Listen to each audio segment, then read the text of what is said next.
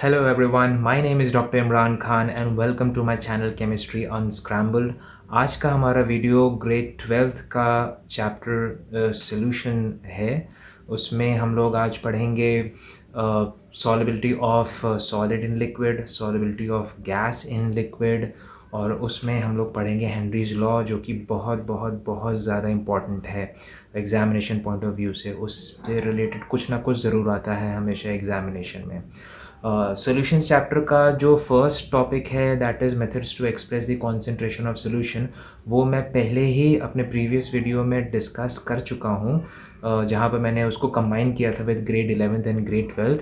मैं उस particular video का लिंक अपने डिस्क्रिप्शन में शेयर कर दूँगा, तो अगर आप चाहें तो उस वीडियो को डिस्क्रिप्शन से जाके एक्सेस कर सकते हैं। So without wasting any time let's start with the topic. तो आज के वीडियो में आज जो हमारा पहला टॉपिक है that is solubility of solid in liquid. तो सबसे पहले हम लोग देखते हैं फैक्टर्स अफेक्टिंग इट। तो सबसे पहला जो फैक्टर है that affects the solubility of solid in liquid is nature of solute. तो इसमें हम देखेंगे आयनिक सॉलिड पे क्या खुराफाती होती है, नॉन आयनिक सॉलिड पे क्या खुराफाती होती है। तो for ionic solids if hydration energy is negative and is greater than lattice enthalpy then ionic solids will be more soluble. अब एक चीज़ यहाँ पर समझिएगा, ये आपने थर्मोडायनेमिक्स में भी पढ़ा हुआ है इन ग्रेड 11th कि सोल्यूशन तब बनता है जब डेल्टा एच ऑफ सोल्यूशन, मतलब standard enthalpy change of the solution is negative. तो डेल्टा एच ऑफ सोल्यूशन दो चीज़ों के ऊपर डिपेंडेंट होता है, दैट इज़ स्टैंडर्ड एंथैल्पी या लैटिस एंथैल्पी या standard hydration enthalpy. Lattice enthalpy हमेशा पॉजिटिव होती है एंड हाइड्रेशन एंथैल्पी हमेशा नेगेटिव होती है। सोल्यूशन बनाने के लिए delta H of solution should be negative, और ये नेगेटिव तभी होगा जब hydration enthalpy will be greater than lattice enthalpy. Hydration enthalpy and lattice enthalpy आपको पता है, थर्मोडायनेमिक्स में आपने इसको पढ़ा हुआ है, फिर भी मैं बता दूं कि लैटिस एंथैल्पी किसी मॉलिक्यूल को, लेमैन में मैं एक्सप्लेन कर रहा हूँ, किसी मॉलिक्यूल को तोड़ने में जितनी एनर्जी आप सप्लाई करते हैं that is lattice enthalpy. Alright, कुछ बुक्स में ये भी लिखा हुआ है कि मॉलिक्यूल को, आयनिक सॉलिड को बनाने में जितनी एनर्जी सप्लाई होती है that is what is called as lattice enthalpy. Born Haber cycle में आपने इसको पढ़ा हुआ है। एंड हाइड्रेशन एंथैल्पी होता है कि आयंस में बन गए, अब उन आयंस को हाइड्रेट करना है, तो जितनी एनर्जी रिलीज़ होगी, हाइड्रेट का मतलब होता है उस आयंस के चारों तरफ वाटर मॉलिक्यूल्स सराउंड कर लेते हैं उस आयन को, तो जितनी एनर्जी रिलीज़ होती है that is called as hydration enthalpy. तो हाइड्रेशन एंथैल्पी जब भी ज़्यादा होगी दैन द लैटिस एंथैल्पी तभी सोल्यूशन बनेगा, और एल्स सोल्यूशन नहीं बनेगा। फिर उसके बाद आते हैं non ionic solids. Non ionic solids का हमेशा एक फॉर्मूला याद रखिएगा, ये एक कॉन्सेप्ट हमेशा याद रखिएगा, लाइक डिजॉल्व्स लाइक, मतलब polar solute will dissolve in polar solvent and non polar solute will dissolve in non polar solvent, जैसे आप यहाँ पर देख सकते हैं लिखा हुआ है। फिर आते हैं nature of solvent. Ionic solids हमेशा उन सॉल्वेंट्स में डिजॉल्व होंगे जिनका डाइलेक्ट्रिक कांस्टेंट ज़्यादा है। अब डाइलेक्ट्रिक कांस्टेंट का मतलब ये होता है, जैसे water has a higher dielectric constant, तो वो हेल्प करता है मॉलिक्यूल्स को आयनाइज होने में। ऑलराइट, जितना ज़्यादा डाइलेक्ट्रिक कांस्टेंट होगा उतना ही ईजिली आयनाइज होगा वो पर्टिकुलर सोल्यूट। सो वाटर का डाइलेक्ट्रिक कांस्टेंट बहुत ज़्यादा है। सपोज अब मैं इथेनॉल से कंपेयर करूँ तो वाटर ज़्यादा आयनाइज करता है। ऑलराइट, सो आयनिक सॉल्वेंट्स वाटर में ज़्यादा ईजिली डिजॉल्व होंगे, बेंजीन में बहुत कम होते हैं बिकॉज बेंजीन का डाइलेक्ट्रिक कांस्टेंट बहुत ज़्यादा कम होता है। तो ये हो गया बात हमारे आयनिक सॉलिड्स की। अब हम लोग नॉन आयनिक सॉलिड्स के बारे में देखते हैं। नॉन आयनिक सॉलिड्स फिर वही कॉन्सेप्ट चलेगा, लाइक डिजॉल्व्स लाइक वाला। ऑलराइट, तो नॉन आयनिक सॉलिड्स का जो गाइडिंग प्रिंसिपल है कि किस सॉल्वेंट में डिजॉल्व होंगे that is like dissolves like वाला कॉन्सेप्ट चलेगा इसमें। फिर आते हैं इफेक्ट ऑफ टेम्परेचर। अब यहाँ पर आपको ले शैटलर्स प्रिंसिपल पता होना चाहिए, जो कि आपने ग्रेड 11th में पढ़ा था इन केमिकल इक्विलिब्रियम वाले चैप्टर में। तो यहाँ पर दो कॉन्सेप्ट आ जाते हैं कि whether the reaction is endothermic और whether the reaction is exothermic. सबसे पहले मैं ले शैटलर्स प्रिंसिपल आपको बता दूँ। Suppose a reaction is at equilibrium and if somehow you change the temperature, pressure or concentration, so the equilibrium condition will be disturbed. So what does the reaction do? The reaction tries to oppose the change, जो भी आप change करें उसका just उल्टा reaction करने की कोशिश करेगा ताकि इक्विलिब्रियम फिर से अचीव कर लें। तो यहाँ पर हम टेम्परेचर देखते हैं। सपोज़ हम एंडोथर्मिक प्रोसेस कंसिडर करते हैं, या सबसे पहले एक्सोथर्मिक लेते हैं। तो सपोज़ ये रिएक्शन मैंने लिखी हुई है, solute plus solvent gives solution and x calories of heat is release. इसका मतलब फॉरवर्ड डायरेक्शन में जब आप जा रहे हैं तो it is an exothermic process, और बैकवर्ड डायरेक्शन में जब आप आ रहे हैं तो it is an endothermic process. अब क्या किया आपने, टेम्परेचर को बढ़ा दिया, तो रिएक्शन क्या करेगा, टेम्परेचर को कम करने की कोशिश करेगा। कैसे कम करेगा, बाय अब्जॉर्बिंग हीट, अब्जॉर्ब करेगा, इसका मतलब एंडोथर्मिक। एंडोथर्मिक प्रोसेस हुआ तो किस डायरेक्शन मूव कर रहा है, बैकवर्ड डायरेक्शन में रिएक्शन मूव कर रही है। और बैकवर्ड डायरेक्शन में जब रिएक्शन मूव कर रही है तो सोल्यूशन डिसोसिएट हो जा रहा है, आप देख सकते हैं। तो डिसोसिएट हो जा रहा है, इसका मतलब सॉल्युबिलिटी डिक्रीजेज, सॉल्युबिलिटी डिक्रीजेज। अब दूसरा कि आपने टेम्परेचर कम कर दिया तो रिएक्शन क्या करेगा, उल्टा जो आप करेंगे रिएक्शन उसका उल्टा करेगा। तो रिएक्शन क्या करेगा, टेम्परेचर बढ़ाने की कोशिश करेगा। कैसे बढ़ाएगा, जब एनर्जी रिलीज करेगा। रिलीज मतलब एक्सो, एक्सो मतलब किस डायरेक्शन मूव करेगा, फॉरवर्ड डायरेक्शन में। और जब फॉरवर्ड डायरेक्शन में आप मूव करेगा तो आप देख सकते हैं कि सोल्यूट एंड सॉल्वेंट मिलकर बना रहे हैं क्या, सोल्यूशन। इसका मतलब सॉल्युबिलिटी इंक्रीजेज, सॉल्युबिलिटी इंक्रीजेज। अब ज़रा दूसरा देखिए, अब हम लोग ज़रा एंडोथर्मिक प्रोसेस देख लेते हैं। मतलब मैं दोनों तरीके से बता देता हूँ ताकि आप कभी कंफ्यूज ना हो। एंडो एक्सो तो आपने देख ही लिया था। तो अब फॉरवर्ड डायरेक्शन मूव कर रहे हैं तो एंडो है, एंड बैकवर्ड डायरेक्शन मूव कर रहे हैं तो एक्सो हो गया। आपने टेम्परेचर को कम कर दिया या बढ़ा दिया पहले, तो जब आपने टेम्परेचर को बढ़ा दिया तो रिएक्शन टेम्परेचर को कम करेगा, तो एंडो बाय अब्जॉर्बिंग हीट, तो एंडो एंडो हुआ तो फॉरवर्ड, फॉरवर्ड हुआ तो देख सकते हैं सोल्यूट एंड सॉल्वेंट मिलके सोल्यूशन बना रहे हैं, that means solubility increases, solubility increases. अब आपने टेम्परेचर को कम कर दिया, दूसरा केस ले लीजिए, तो reaction will tend to increase the temperature by releasing heat, exo, exo तो बैकवर्ड डायरेक्शन मूव हो रहा है, बैकवर्ड डायरेक्शन मूव हो रहा है तो solution is dissociating into solute and solvent. So आप देख सकते हैं कि solubility decreases, solubility decreases. Alright, ये समझ में आ गया होगा आपको अच्छी तरीके से। दिस इज ऑल ले शैटलर्स प्रिंसिपल में जो आपने पढ़ा था in grade 11th। Alright, next आते हैं इफेक्ट ऑफ प्रेशर। अब सॉलिड पे भैया there is no effect of pressure because solids are incompressible, so there is no effect of pressure, right. अब हम लोग आते हैं solubility of gas in liquid. तो solubility of gas in liquid is expressed by a term called as absorption coefficient that is represented by alpha. अब इसकी definition देखिएगा आप, ये जो वॉल्यूम है that is volume of the solvent and pressure, pressure of the gas in atmosphere, इसको 1 ले लीजिए। तो alpha is equal to what, volume of gas dissolve. तो अब डेफिनेशन देखिएगा, it is defined as the volume of the gas in ml मतलब small v that can be dissolve in 1 ml of liquid solvent मतलब capital V of the at the temperature of the experiment at 1 atmospheric pressure. देखिए P को आपने 1 ले लिया। तो ये हमेशा तरीका होता है किसी भी टर्म को डिफाइन करने का। तो आपने V को 1 ml ले लीजिए, P को 1 एटमॉस्फेयर ले लीजिए, हो गया आपका काम। सो अब जल्दी से हम लोग देखते हैं solubility of gas in liquid के फैक्टर्स, किन फैक्टर्स के ऊपर ये डिपेंड करता है। सबसे पहला है nature of gas and the solvent. अब सबसे पहला तो पॉइंट है ये कि जो गैस जो कि ईजिली लिक्विफाई हो जाती है वो ज़्यादा जल्दी सॉल्युबल होगी इन दी सॉल्वेंट। अब आपने ग्रेड 11th में जो स्टेट्स ऑफ मैटर चैप्टर था उसमें आपने क्रिटिकल टेम्परेचर एक टर्म देखा था। तो क्रिटिकल टेम्परेचर का जो फॉर्मूला होता है that is TC is equal to 8A/27 RB। यहाँ पर A जो था वो वैन डर वाल्स कॉन्स्टेंट था, A एंड B दोनों van der Waals constant, alright, and B is also van der Waals constant। अभी हमें B की ज़रूरत नहीं है। तो A was your van der Waals constant और ये बताता क्या था आपको, force of attraction between the molecules, force of attraction between the molecules ये बताता था आपको। तो जितना ज़्यादा क्रिटिकल टेम्परेचर उतना ज़्यादा force of attraction between the molecules. तो आप यहाँ पर देख सकते हैं example CO2 is more soluble in water as compared to oxygen and hydrogen. क्यों? क्योंकि CO2 का क्रिटिकल टेम्परेचर बहुत ज़्यादा है as compared to oxygen and hydrogen, जिसके वजह से उसके बीच में फोर्स ऑफ अट्रैक्शन बहुत ज़्यादा है और जिसके वजह से CO2 ईजिली लिक्विफाई हो जाती थी and hence it is very much soluble in the solvent.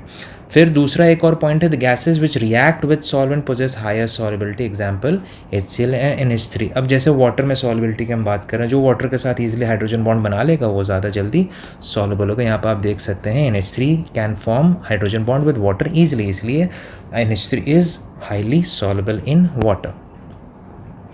Alright, फिर हम लोग आते हैं effect of temperature. Effect of temperature जैसे एग्जैक्टली आपने सॉलिड की सॉल्युबिलिटी में पढ़ा था, एग्जैक्टली सेम है इफेक्ट ऑफ टेम्परेचर, तो हम लोग यहाँ पर उसको अभी डिस्कस नहीं करते हैं बिकॉज एग्जैक्टली सेम है। नेक्स्ट आते हैं हम लोग इफेक्ट ऑफ प्रेशर। अब effect of pressure is very very very important, utmost important. उसमें आपको पढ़ना है हेनरीज लॉ। ये बोर्ड्स में हमेशा पूछा जाता है, हमेशा।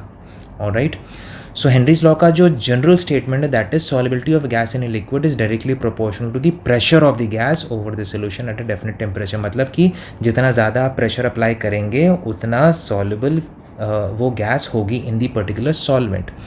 अब यहाँ पर दो चीज़ें हैं कि अगर सॉल्युबिलिटी को आपने मास से एक्सप्रेस किया, मतलब इफ़ मास से एक्सप्रेस किया मतलब कि it is the amount of gas पर unit volume of dissolved in the solvent and P is the pressure of the gas in equilibrium with the solution. तो अगर आपने सॉल्युबिलिटी को मास से रिप्रेजेंट किया तो mass of the gas dissolve per unit volume is directly proportional to the pressure, जैसे आप यहाँ पर देख सकते हैं। ऑलराइट, प्रोपोर्शनैलिटी साइन हटाएंगे तो ये आएगा कांस्टेंट K। अब K is not Henrys constant, जो कि अभी थोड़ी देर में इंट्रोड्यूस हम लोग करेंगे। ये K एक नॉर्मल प्रोपोर्शनैलिटी कांस्टेंट है जो डिपेंड होता है, जिसकी वैल्यू डिपेंड होती है on the nature of the gas, nature of solvent, temperature and unit of the pressure. Alright, अच्छा, अब क्योंकि ये एक प्रोपोर्शनैलिटी कांस्टेंट है तो हम ये भी बोल सकते हैं that m1/m2 is equal to P1/P2। एक ये फॉर्मूला भी हम इस वाले ऊपर वाले फॉर्मूले से डिराइव कर सकते हैं। अब इस फॉर्मूले पे 2012 में एक क्वेश्चन आया था इन दी बोर्ड, जो कि मैंने नीचे लिखा हुआ है और हम इसको अभी सॉल्व करेंगे मिलके। Alright, so the question is the partial pressure of ethane solution, the partial pressure of ethane over saturated solution containing 6.56, मतलब इसको m1 ले लेते हैं, 6.56 into 10 to the power minus 2 grams of ethane is 1 bar, मतलब P1 ले लीजिए, that is 1 bar. If the solution contains 5 into 10 to the power minus 2 grams, मतलब m2 हो गया 5 into 10 to the power minus 2 grams, then what will be the partial pressure? देखिए बिल्कुल simple सा question हो गया कि नहीं हो गया। तो this you need to calculate.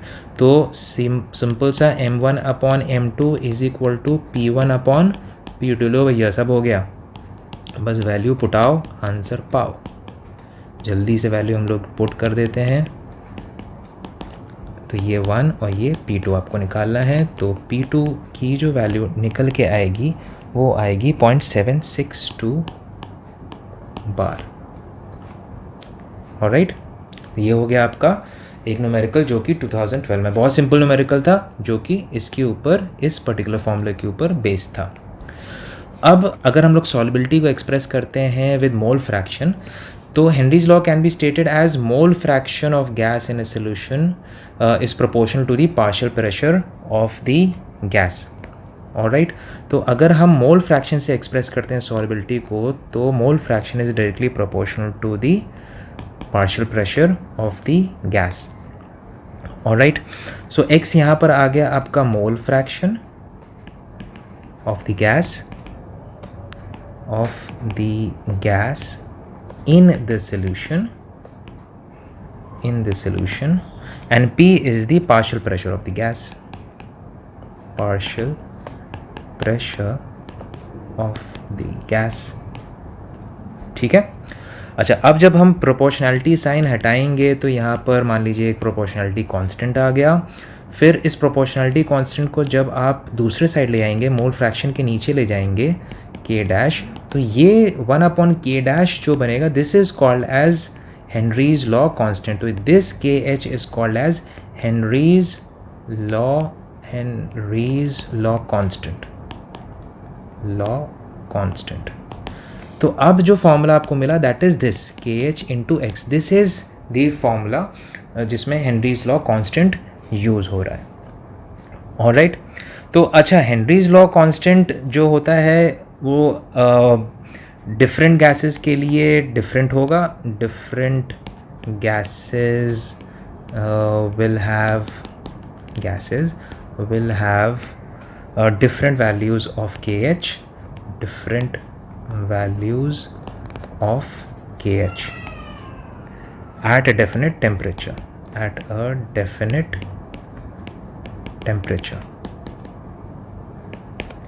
all right, at a definite temperature for a given solvent,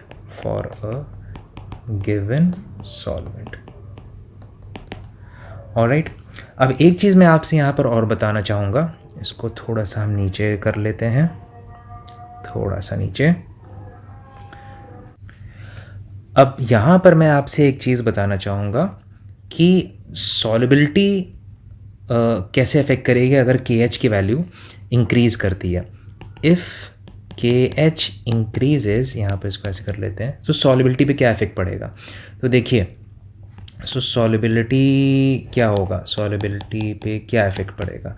तो अब देखिए, ये ऊपर जो फॉर्मूला आपने लिखा हुआ है P is equal to KH into x, अगर KH बढ़ाएंगे तो सॉल्युबिलिटी कम हो जाएगी, क्योंकि आपको P को सेम रखना होगा। तो if you increase the value of KH तो obviously solubility will decrease, and if you decrease the value of KH तो सॉल्युबिलिटी विल इंक्रीज। तो ये चीज़ हमेशा याद रखिएगा, this is a very very important question कि KH की वैल्यू अगर आप चेंज करते हैं तो what will be its effect on solubility. Got it. अब हम लोग जल्दी से हेनरीज लॉ पे एक न्यूमेरिकल कर लेते हैं। If N2 gas is bubbled through water at 293 Kelvin, how many millimoles of N2 gas will dissolve in 1 liter of water? 1 liter of water. तो इसका सोल्यूशन देखते हैं हम लोग। सबसे पहले 1 लीटर ऑफ वाटर का नंबर ऑफ मोल्स निकाल लेते हैं। तो नंबर ऑफ मोल्स ये आपने ग्रेड 11th में भी किया हुआ है, what is the molarity of water. तो आपने दरअसल 1 लीटर को 1000 ग्राम्स ले लिया था, तो वही चीज़ यहाँ पर भी हम लोग करेंगे, दैट इज़ 55.56। ऑलराइट, तो ये number of moles of water आपका निकल गया इन 1 लीटर। ऑलराइट, तो अब आपको निकालना क्या है, if N2 gas is bubbled how many millimoles of N2 gas would dissolve in 1 litre of water. Alright, number of moles of water आपने निकाल लिए, तो आपको दरअसल मोल फ्रैक्शन ऑफ N2 निकालना पड़ेगा। तो partial pressure of N2 is equal to mole fraction of N2। Alright, अब मोल फ्रैक्शन ऑफ N2 के फॉर्म में अगर हम इसको लिखें तो ये दरअसल ऐसे आ जाएगा, डिवाइडेड बाय KH। राइट, तो अब देखिए, अब हमें ये करना क्या है कि मोल फ्रैक्शन ऑफ N2 का मतलब होता है number of moles of N2 divided by number of moles of N2 plus number of moles of H2O, and partial pressure of N2 जो है दैट इज़ 0.987 एंड KH दिया हुआ है 76.48। दोनों बार दिया हुआ है, तो अपने लिए कोई टेंशन नहीं है। ऑलराइट, तो ये केल्विन बार। ऑलराइट, और तो अब एक हम यहाँ पर अजम्पशन क्या कर सकते हैं कि number of moles of N2 can be considered as very very less as number of moles of H2O। Alright, so ये फॉर्मूला बन जाएगा number of moles of N2 divided by number of moles of H2O, and this comes out to be 1. इसको जब आप solve करेंगे, इस value को जब आप सॉल्व करेंगे तो ये आ जाएगा 1.29 इंटू 10⁻⁵। अच्छा, number of moles of H2O आपको पता ही है, जैसे अभी आपने निकाला 55.56, तो number of moles of N2 आ जाएगा 1.29 इंटू 10⁻⁵ इंटू 55.5, तो ये आ जाएगा आपका 0.716 मिली मोल्स। ऑलराइट, तो आपने देखा कि ये न्यूमेरिकल बहुत इजी था। आपको बस क्योंकि number of moles of N2 आपको निकालने थे, तो आपने मोल फ्रैक्शन को एक्सपैंड करके लिख दिया। And number of moles of N2 usually water के कंपैरिजन में हमेशा कम ही रहेगा, तो आप उसको ओमिट कर सकते हैं। तो आपका जो फॉर्मूला था वो ये बन गया। And then number of moles of water आपको पता ही था, एंड इसको कैलकुलेट करने के बाद आपको ये मिला, तो hence you can easily solve it now. And यहाँ पर क्योंकि मिली मोल्स चाहिए था, तभी हमने जो भी आंसर आता उसको हमने मिली मोल्स में कन्वर्ट कर दिया। अब जल्दी से हम देखते हैं कि लिमिटेशंस ऑफ हेनरीज लॉ क्या हैं। सबसे पहली जो इसमें लिमिटेशन है कि the pressure should not be too high. अगर बहुत ज़्यादा प्रेशर होगा तो हो सकता है कि जो गैस है वो लिक्विफाई कर जाए। Temperature is not very low, फिर से वही चीज़, अगर टेम्परेचर बहुत ज़्यादा कम होगा तो प्रॉब्ली हो सकता है कि गैस लिक्विफाई कर जाए। And gas does not combine chemically with the salt, alright. जैसे कि CO2 एंड NH3 अमोनिया जो है वाटर में मिक्स हो जाता है, तो जैसे NH3 है वो वाटर में मिक्स हो जाता है तो बनता है NH4OH। एंड NH4OH करता क्या है, it dissociates into NH4 positive and OH negative, alright. तो इस वजह से ये क्योंकि डिज़ोल्व हो जाता है and produces further different ions, तो इस वजह से हेनरीज लॉ यहाँ पर प्रॉपर रिजल्ट्स शो नहीं कर पाता है। Similarly carbon dioxide also combines with water, तो यहाँ पर भी हेनरीज लॉ की वैल्यूज़ में वेरिएशन होने लग जाएगा। ऑलराइट, अब हम लोग आते हैं एप्लीकेशन ऑफ हेनरीज लॉ। सबसे पहला एप्लीकेशन आप जो देखेंगे वो देखेंगे बॉटलिंग ऑफ कोल्ड ड्रिंक्स में, कि CO2 में CO2 बहुत ज़्यादा मिक्स किया जाता है इन कोल्ड ड्रिंक्स। तो जैसे ही आप प्रेशर बढ़ाएंगे, अब CO2 से फ़ायदा क्या होता है कि CO2 से उसका जो कोल्ड ड्रिंक का जो टेस्ट होता है वो इन्हांस हो जाता है, एंड जो शेल्फ़ लाइफ होती है कोल्ड ड्रिंक की वो भी बढ़ जाती है। तो जब आप प्रेशर बढ़ाएंगे तो अमाउंट ऑफ CO2 डिज़ोल्व वो बढ़ जाएगा। According to Henry's law, amount of CO2 dissolve वो बढ़ जाएगा, that will increase according to Henry's law. फिर आपने सुना होगा एट हाई एल्टीट्यूड लोगों को अनॉक्सिया होने लगता है। अनॉक्सिया मतलब चक्कर आने लगता है, सोचने की ताकत उनकी कम हो जाती है। क्यों? क्योंकि हाई एल्टीट्यूड पे प्रेशर कम हो जाता है। जब प्रेशर कम हो जाता है तो अमाउंट ऑफ ऑक्सीजन जो डिज़ोल्व होता है वो कम हो जाता है। तो oxygen dissolve in blood, oxygen dissolve in blood this decreases, alright, जिसके वजह से दिमाग में कम ऑक्सीजन पहुंचता है, जिसके वजह से चक्कर आने लगता है या फिर डिजीनेस होने लगता है, आदमी ठीक से सोच नहीं पाता है। स्कूबा डाइवर्स का क्या प्रॉब्लम होती है कि स्कूबा डाइवर्स जब नीचे जाते हैं, पानी के अंदर जब जाते हैं तो प्रेशर बढ़ जाता है। जब प्रेशर बढ़ जाता है तो gas mixes in the blood. जब प्रेशर बढ़ जाएगा तो गैस जो होगी वो ब्लड में मिक्स होने लग जाएगी। अब क्या टेंशन हो जाएगी, जैसे ही आदमी ऊपर आएगा तो प्रेशर कम होने लग जाएगा। जैसे ही प्रेशर कम होने लग जाएगा तो गैस जो है वो ब्लड में से निकलने लग जाएगी। Gas comes out of the blood. तो जैसे ही गैस जो है ब्लड से कम आने लगता है तो पीछे एयर बबल्स छूट जाते हैं ऑफ नाइट्रोजन। तो जिसके वजह से बॉडी में बेंड्स आने लगते हैं, मतलब क्रैम्प्स वगैरह आने लगते हैं, बहुत ज़्यादा पेनफुल होते हैं। These are called as bends, alright. तो ये प्रॉब्लम आने लगती है स्कूबा डाइवर्स को। तभी उसको थोड़ा सा इससे बचने के लिए अब जो टैंक्स वगैरह हैं स्कूबा डाइवर्स के, उसमें 11.7% हीलियम यूज़ होता है प्लस 56.2% नाइट्रोजन एंड 32.1% ऑक्सीजन इसमें यूज़ होता है, ऑलराइट। तो ये उन्होंने अब कॉम्बिनेशन बनाया है जिसके वजह से अब स्कूबा डाइवर्स को ज़्यादा प्रॉब्लम नहीं आती है बेंड्स की।